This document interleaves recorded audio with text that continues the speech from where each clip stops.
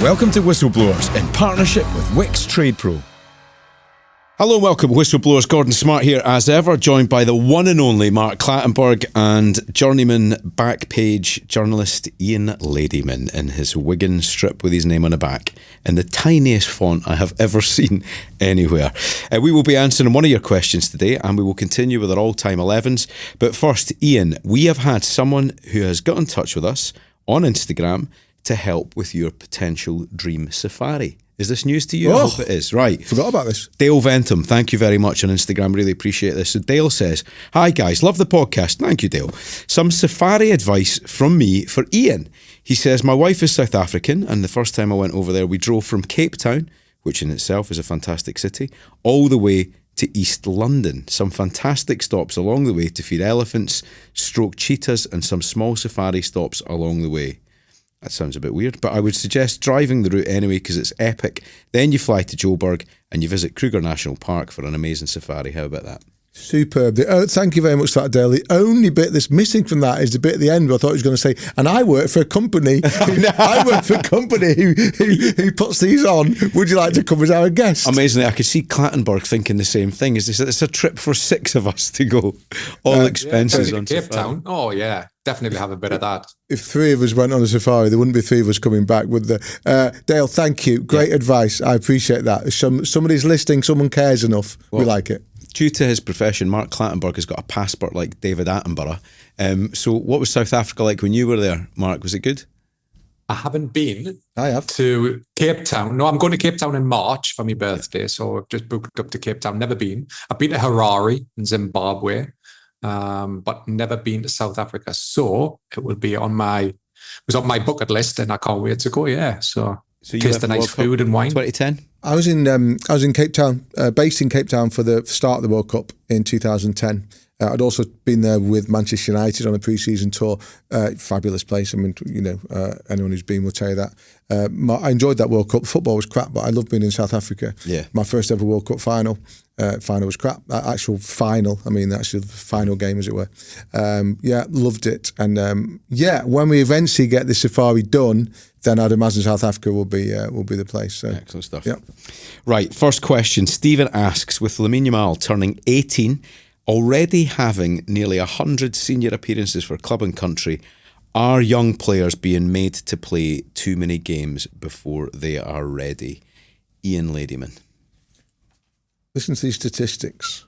One of the advantages of getting pre-sight of these questions is to think of an answer. These statistics are telling. These were statistics, I have to say, I've lifted these from a piece that was written on the ESPN website by my dear friend Mark Ogden last season, but they leapt off the page to me when I read them, and I dug them out again this morning. Jude Bellingham, okay? By his 21st birthday, Jude Bellingham had played 18,837 competitive minutes of football. 18,837 minutes of competitive football. Compare that to David Beckham. By the time David Beckham reached his 21st birthday, he played only 3,929 minutes. So Jude Bellingham, superstar of 2025, as opposed to David Beckham, superstar of, I don't know, late 90s, 2000s, etc. 5 times the amount of football, okay?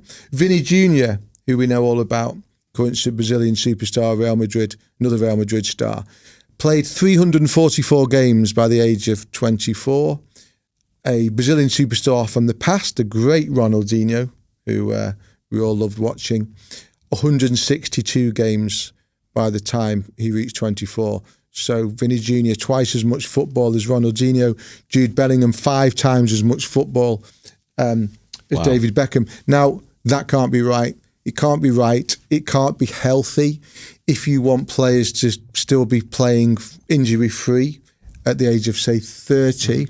But it also can't be right when it comes to the quality of what we watch. Mm-hmm. Because I think we all admit summer tournaments particularly tend to disappoint. Thomas Tuchel made an interesting point at a lunch we had with him recently, the England manager, about how some of the football at the Qatar World Cup was, he thought, better than many tournaments because it was played during a season where there was rhythm of football already going on. So how does overplaying footballers affect the players? how does it affect the quality of what we see? Well, that's the second part of this debate. Let me play devil's advocate here then, right? So I interviewed Beckham recently and he made the point that when he was at the cliff, they were still on jam roly-poly for dessert. He didn't really take stretching seriously. So even in a short period of time, medically and in terms of conditioning of the players, things have changed. But the second point, and I'm not one to give Gary Neville a lot of credit, but I thought it was fascinating last week or 2 weeks ago when he was talking about how much time on the ball a centre-half has. So in the days of Beckham playing, you would give the ball to Paul Scholes or Ronaldo or the most capable, creative player on the pitch. The game now doesn't sit in the same way. I think the pace of the game's changed as well. It's not as frenetic, it's not as direct. So I think the demands on the heart and lungs compared to the pace of the game before is completely different. This is the argument that Arsene Wenger perpetuates in his job with FIFA, and I don't buy it. No? I don't buy it for a minute. Arsene Wenger, one of Gianni Infantino's stooges, would probably be the most polite way of describing him these days. I could think of others. You think of the messaging that Wenger had when he was in charge at Arsenal, when it was all about player welfare, it was all about development, it was all about player care, how players live, how they eat, how they rest. And now that he's not involved in club football, Wenger just wants these guys to play, and just keep those cash tills ringing for FIFA and other organisations. I don't buy it for a minute. Football is a physically demanding, non-stop contact sport. It's not a contact sport like it used to be, though, is it? That is played at a level of pace and intensity that makes what they were doing in the 70s look like a stroll in the park. I'm sorry. Now, look, pitches are better. Okay, yeah. Pitches are better. Medical science is better. Tackling doesn't Diet exist is better. anymore. Tackling is not the same. But I'm sorry, there is that none of that. Put that on one side of the ledger. Put the minutes on the other side of the ledger. Yeah. I'm sorry, but that side still wins as far as I'm concerned. There's too much of it, and I think what this Club World Cup has just shown us is that this belief that the appetite for football amongst the public is never ending and will never be sated is finally proved to be untrue. Because despite the fact that there was a peak of interest at the end when Chelsea did well to play brilliantly to beat PSG, fair play to them, well done. The fact is that nobody's watched this tournament. There is such a thing as too much football, and we've got to that point. What do you reckon, Mark? Young players playing too much? I get what Ian's saying. I think, young players now and clubs will always take that risk if they get such a talent at 16, 17 years old. Let's go back. Wayne Rooney was making his debut for Everton at 16, so young players, and Wayne Rooney lasted till he's 30. When did he retire? 30 something, 30, 31 something. Yeah, maybe probably even later. So there's an example where Wayne Rooney, without the science and everything that goes on now, people are arguing saying that there's more games. It was interesting. I remember having a conversation with Alan Shearer, and when he was playing, they were still playing 60 something matches a season. So there is, with the England internationals, your European competitions, because even the European competitions now, yes, they're playing more games, eight rounds. They still haven't got the qualifiers. They still haven't got all of them games as well. So it is the same amount of games. I think the game's changed. I get where you're coming from, Gordon. Even when I was a referee 7 years ago, the pace of the game was incredible.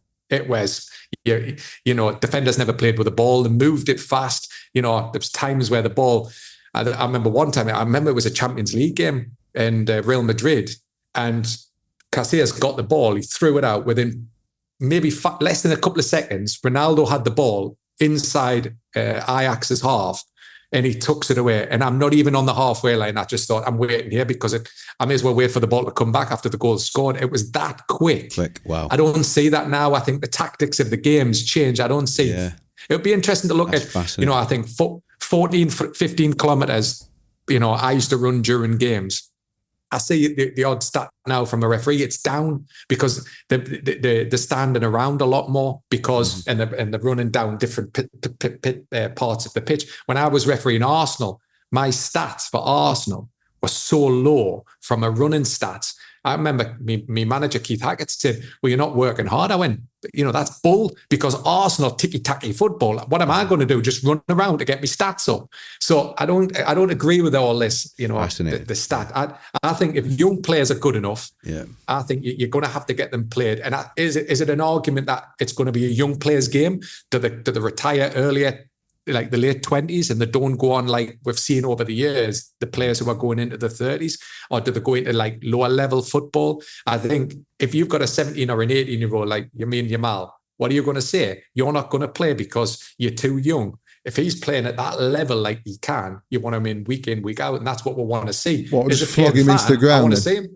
Yeah, but the clubs have to manage that situation. If, for example, the science around it now. I remember even was a Sunderland player, and what was coming out of the club was they used to have to urinate before they got on the team bus on a Friday, and if their colour of their urine was the wrong colour, they didn't play.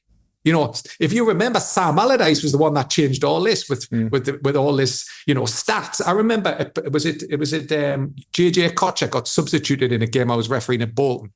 And I said to Sam, why did you sub him? Because, for me, he was a great player. And he went, his stats are so bad. His movement stats are so bad during the first half. You're thinking, hold on. They were obsessed about, that was in Sam's era. Yeah. Now the game's moved so far on.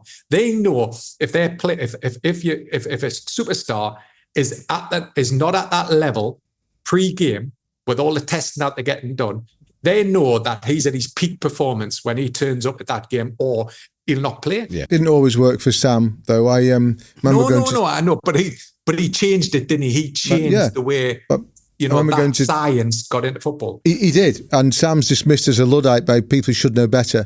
Well, actually, you're absolutely right, Mark, to say that Sam Allardyce introduced a lot of, or was certainly an early enthusiast around a lot of the scientific stuff that managers use now. I went to see him when he was manager at West Ham, Sam, and sat down with him. One of the first things I said to him was, well, come on then, what's your latest trick?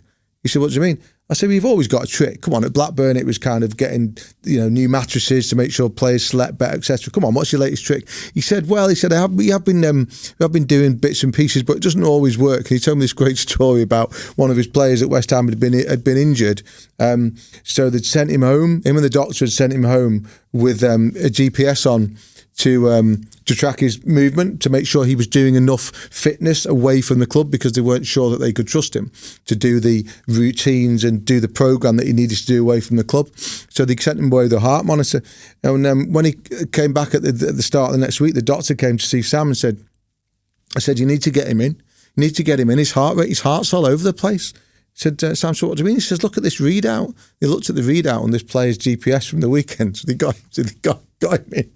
And I do know what it is, and I'm not going to say. They sat him down. They said, "What have you been doing?" And this player kind of sat there and ummed and ahed for a bit and looked a bit shamefaced, and then admitted that as soon as he'd got home, taken this device off and put it on the dog. I think that's a relief. Great stuff.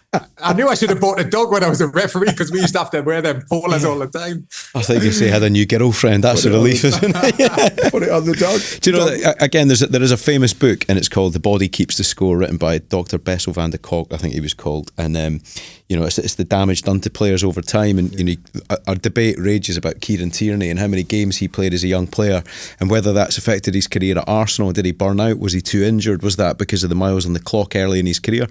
Or is it just a genetic anomaly? Like, look at Ryan Giggs as an example. I mean, he played to 38, 39 at the highest level. But Ryan was looked after in every imaginable way when he was a young player at Manchester United. He was, though, in terms of how often he played, exposure to the media, what car he was allowed to drive, where he was allowed to go. United weren't going on endless pre-season tours around China at the start of Ryan's career. They were by the end. Not pre-season when Ryan started. Probably would have been a couple of games in Sweden, and then a game against Tranmere or something. Yeah. Seriously, it would have been. He was still on the jam roly-poly diet, though, wasn't he? He wasn't, but he wasn't playing summer tournaments for Wales. That's not a dig against Wales, but he wasn't. So all of these things that squeeze players at both ends are the things that damage them right now, I think. I think another key point before we move on, though, is the young players want to play.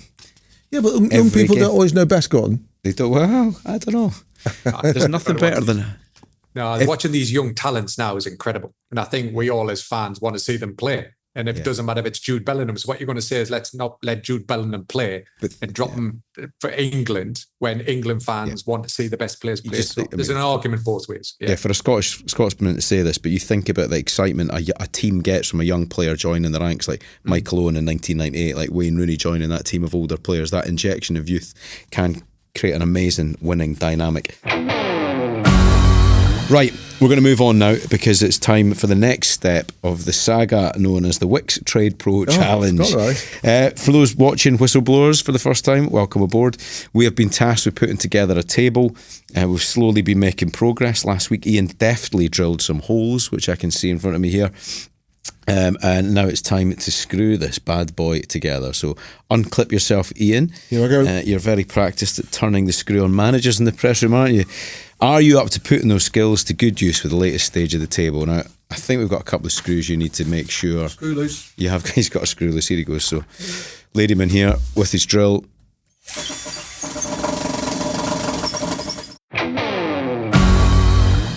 Right, it's time for a new segment inspired by our lively England-Scotland debate, which was kicking off last week. I'm getting a hammering from the Tartan Army for not putting up a robust enough argument with Ian Ladyman in the pub fight that we had. So anyway, inspired by last week's episode, we've come up with a feature that I've decided to call the Whistleblowers Anglo Alba Championship, because it just trips off the tongue. In honour of the 150 odd years of football rivalry, bitter football rivalry, think the Calcutta Cup. Bitter right? From your side. But with that's apathy, apathy from ours. Apathy, yeah. Classic argument there. I think the Calcutta Cup, but this is with a normal shaped football, right? It will be a football quiz with a different theme each week, but in a change to your regularly scheduled programming, I'm going to hand over the hosting duties to Mr. Mark Clattenburg. So you can ask the 5 questions, Mark, to me and Ian Ladyman, as we battle it out for the pride of our respective nations. Now, Ian, you're going to join the ranks of Moore, Charlton and Hurst. Will you echo the Wembley Wizards of 1928, or am I going to be the Jim Baxter of this, just trapping the ball in front of 90,000 people and mocking our English opponents when we were world champions for a day in 1967? Right, it's the summer transfer. You've got to go back to find a little triumph like that. What about the 0-0 victory at Wembley in the Euros in Oh, guys, come on! To be fair, you did play well that night. Did, yeah. How's Phil Foden's Gaza haircut working out for him that day? Rain that night at Wembley. It was great. There were some sights on the way back to the hotel, and they were all dressed in kilts. Anyway, a Billy Gilmore masterclass, I think you will remember. Right, the summer transfer window's well underway, right? So here's the perfect opportunity to challenge our knowledge of transfer history.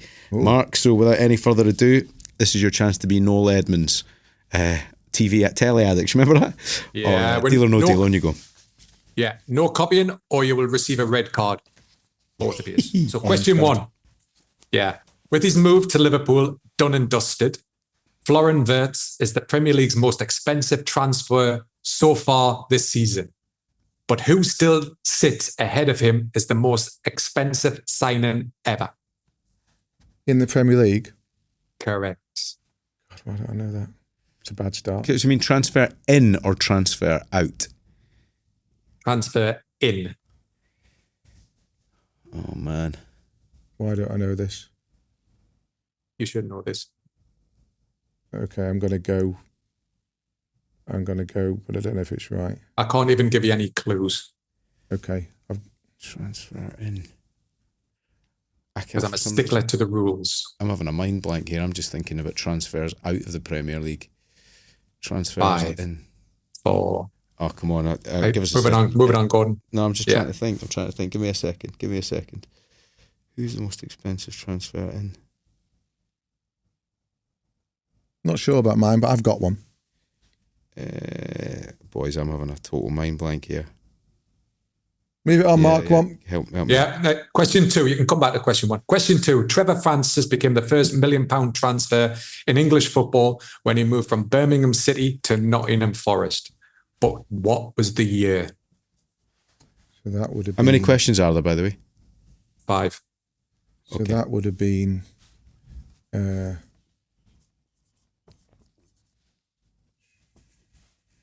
I'll give you 10 more seconds. Give us the question again. Trevor Francis became the first £1 million player when he transferred between Birmingham and Nottingham Forest in which year? I'm happy. Hang on a minute.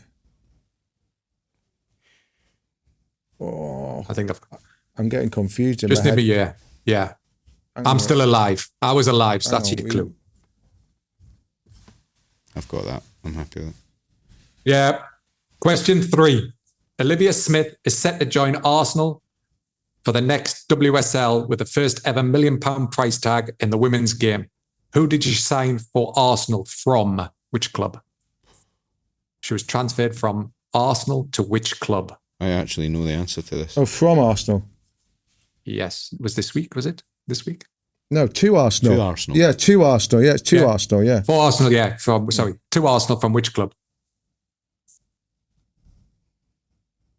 Question 4. Which Premier League club, as of Wednesday, has spent the most money this transfer window? Name the club and if you can get a rough estimate of how much.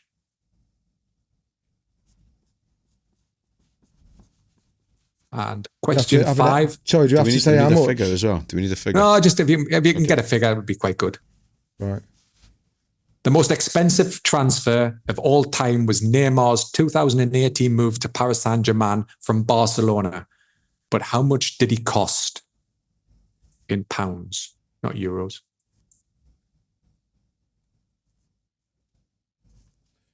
And the question 4 was who spent the most this window?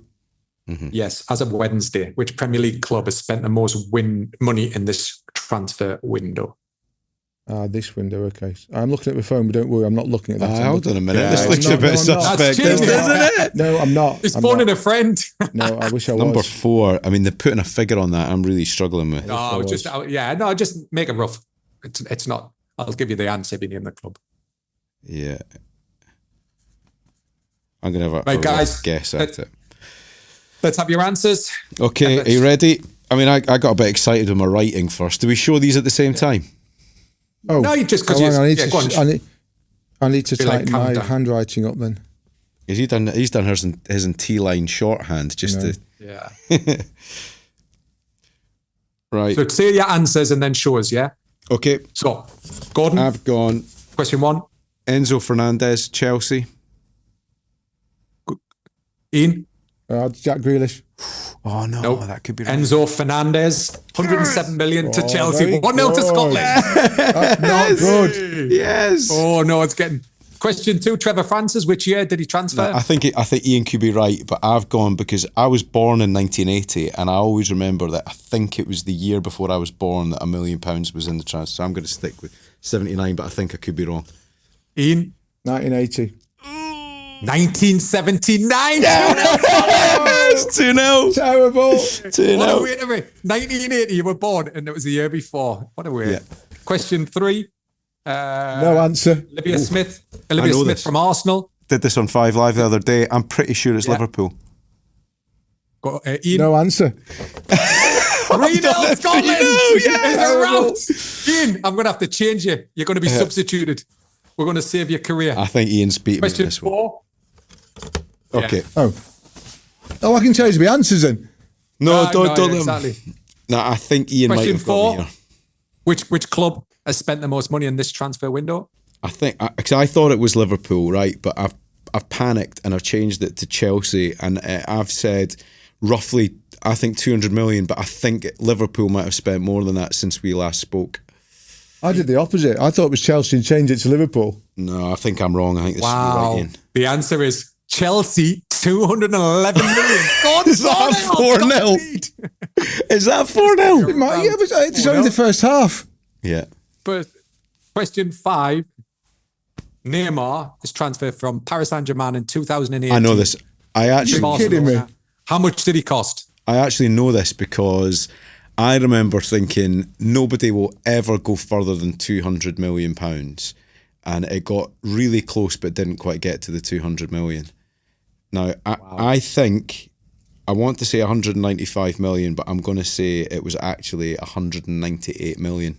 Well, it's better than mine. I was in at 180 million. Nah, because it nearly got the 200 million, didn't it? It was just, I remember, do you not remember the headline? It was like 199.99. But 100, I'm going to stick 198 million. Well, I've got some fabulous news. Scotland have won 5-0, Unbelievable. 198 million. Unbelievable. They've won You it. knew 198 million. I remember them. I remember the numbers. I just remember the numbers being ridiculous because of the 200 million. So all this does is prove that Scots are geeks. Yeah. No, I think, Ian, you've let to be England fair, down. We're going to get absolutely battered on social media. Well, I'm not sure you are. I'm not sure you are. Maybe I've redeemed myself with the Tartan Army there. That was, to be fair, that's an extraordinary performance. Do you know what Grealish I thought was? What did Grealish? It was 100, wasn't it? 100. That's extraordinary. And how much was Fernandes in the end? It was 107, was it? 107. 107, yeah. Incredible. Hard lines. Ian, it's been a pleasure going. Yeah. So you work for the Daily Mail then, right? Used to. Till about 4 minutes ago. Yeah. Say what you like about the current bun boys. Yeah. Okay, right, we're going to move on. Brilliant stuff. Good hosting, Mark Clattenburg. Brilliant effort. Right, all-time players. Now, we're going to get back to recap. Mark has gone for a 4-4-2 formation under peer pressure from me. So his team is Schmeichel in goal, Kyle Walker at right back, Company and Pepe centre halves, Maldini's on the left side of defence. In midfield, he's got Figo on the right, and then going inside, Patrick Vieira. So that's his team so far. Ian has gone for an unorthodox 4-2-3-1. He's a modern guy, modern thinking manager. Buffon in goal, Phil Neal at right back, a Man United Liverpool centre back pairing with Vidic and Hansen, Ashley Cole at left back. Defensive midfield combo is fascinating. Sergio Busquets and Mark's best mate Roy Keane. And I've gone Mike Bassett 4-4-2 as well, with the Welsh legend Neville Southall in the number 1 shirt, Cafu at right back, the AC Milan duo of Paolo Maldini and Franco Baresi at the beating heart of my defence. Andy Robertson is my left back warrior. David Beckham is my right midfielder, and then Zinedine Zidane keeping him company in the midfield there. Right, so some of the responses so far. Jane still saying, not for the first time, where's Graeme Souness? Oscar says Luka Modric has to come up just for his sheer longevity, which is a brilliant suggestion. Sean says there's never been a better midfield linchpin than Andrea Pirlo, and I would like to add for his hair alone. So, Mark Clattenburg, who's next in your 4-4-2? I needed, because last week I put me stealing me midfield with Patrick Vieira. So therefore, I'm going to put a creative player in the midfield as well. So I'm going to go with Iniesta, because I want a player who's going to open up the defence with them split passes to me forward, who I'll announce in the next few weeks. So Iniesta, what he did in the 2012 Euro final was incredible. His man of the match performance against Italy was just one of the best performances I've seen. Not the best, but one of the best. And what he did for Barcelona as well, certainly the way he used to be able to, play them wonderful passes and open up defences is why I need him in my team when I announce me forward in a few weeks. Iniesta. Brilliant. This is what we were saying last week, wasn't it? The number of amazing players that you got to leave out so to do hard, a team. That is another great shout. He's not in my team. Yeah, right. Ian, go on then. Right. So I did say last week there would be a Scot in my team, and here he is. There's a Scot in my team now. I'm having to crowbar him into my team to get him into my team. I mean, in an ideal world, I'd want him as number 10, but I can't have him as number 10. Because someone else is going to be in that role. But I've got to get him in the team. So he's going to play on the right side of my supporting three, and he is the one and only icon that is Kenny Dalglish. Kenny Dalglish will play on the number right 7 shirt. The right side of my 3 supporting players. Right, he could play off either side, Kenny, and he's such. You'd want him in 10, really. You'd want him dictating everything. He can get the ball, hold the ball, shield the ball, turn, pass the ball. He can score goals, play players in. But someone else is going to be in that role in my team. So Kenny's going to have to adapt, and he'll be able to do that because he was so naturally gifted. Won everything there was to win. Did it as a manager as well. Leader. Kenny Dalglish. Brilliant. I mean, I like you say, the players you're leaving out here, and I've got this weird feeling at the moment that I've been leaning too much in a Manchester United direction because Roy Keane could be chosen, Paul Scholes could be chosen in that position, but I'm going Liverpool again because of Graeme Souness, and I think in the team that I'm putting together, it requires his grit and his steel and his determination, but also he scores goals. And I think to give Zidane the freedom that he requires to be a magician, I think we need a bit of Graeme Souness steel in there. And actually, you boys have recited a lot of stats, but if you look at his medals, it's absolutely ridiculous, you know. And again, all those Liverpool players you've mentioned so far have got some trophies in their cabinet. But he won the FA Youth Cup, you forget, as a young lad, 69-70. He won the second division with Middlesbrough. So he won with Youth Cup with Spurs. Yeah, I was going to say with Spurs, Spurs. Then he went to Middlesbrough. He won the second division. Then he went to Liverpool and won everything. What's that? 5 first divisions? 1, 2, 3, 4, 5. Yeah, League Cup 5 times, Charity Shield 3 times, doesn't really count. The European Cup 3 times, the Coppa Italia with Sampdoria, let's not forget. So he did it in Italy. He was brilliant for Scotland. He is an incredible footballer with the steel that's required. Although when you hear Iniesta mentioned and Xavi and all these guys, outstanding. Brilliant photograph out there, which I would suggest anybody should go and dig out. It won't take you long to find it on the internet, which I think sums up the life that Suey and Trevor Francis. Oh, it's a great picture. The dear late Trevor Francis enjoyed when they were playing in Scotland, in Italy. The two of them on a speedboat. On a speedboat, in tiny speedos. In their speedos. And what a couple of guys. What a couple of haircuts. What a couple of enjoying life. What a couple of suntans. Go and have a look at that photograph. I need to suggest to Scott McTominay and Billy Gilmore to recreate that picture. Be magnificent. They should do it, shouldn't they? That'd be magnificent. And the glow up that Scott McTominay's going through in Italy is something else. The thing about Souness and Dalglish as well was the seamless way in which they fitted into that what was already a great Liverpool team. Obviously, Kenny was signed from Celtic to replace Kevin Keegan. Liverpool won the European Cup in '77. Keegan was fundamental to that, and then left for Hamburg. And everybody thought that was the end of days. Kenny comes along. I think it was 700 grand or something. I'll have to check that. Yeah. Kenny comes along, and I think it was the next that year. 78 final at Wembley against Bruges. Souness plays Dalglish in for the winning goal. Yeah. I can't believe after hearing all that he's not going to be in my team. He's just the greatest ever Scottish man. Who, Kenny? Yeah. I've got Souness, but I've been thinking the same when I've looked at my team, thinking, you can't have him in because you've already got 2 United players in. I've been thinking the same, trying to spread it round. I thought about Scholes as well, by the way. Absolutely thought about Scholes. Kenny Dalglish is my hero. Just the greatest man on the planet. What a man. Honourable man. Right, we'll be back on Thursday for the next instalment of Whistleblowers. Until then, please give us a follow on all the socials that we have mentioned. It leaves us one thing left to do, Mark Clattenburg. If you do the honours, can you blow the full-time whistle, please?